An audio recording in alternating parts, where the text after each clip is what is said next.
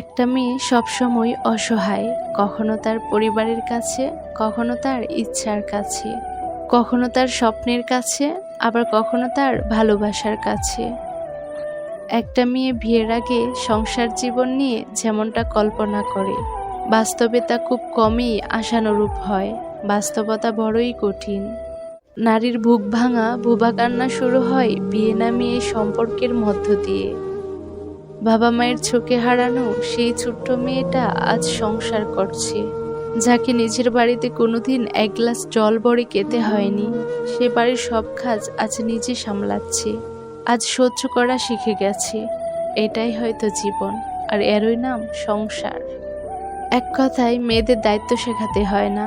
নিজে ডিমবাজি করতে না পারা মেয়েটাও মা অসুস্থ হয়ে পড়লে পুরো পরিবারের দায়িত্ব নিজে নিতে শিখে যায়। বিয়ের আগে প্রতিটা মেয়েই তাকে বাবার রাজকুমারী, সেই মেয়েই একদিন হয়ে যায় বাবার বাড়ির প্রিয় অতিথি। একটা মেয়ে তার জীবনের প্রত্যেকটা সময় বেঁচে থাকে অন্যের জন্য। জন্মের পর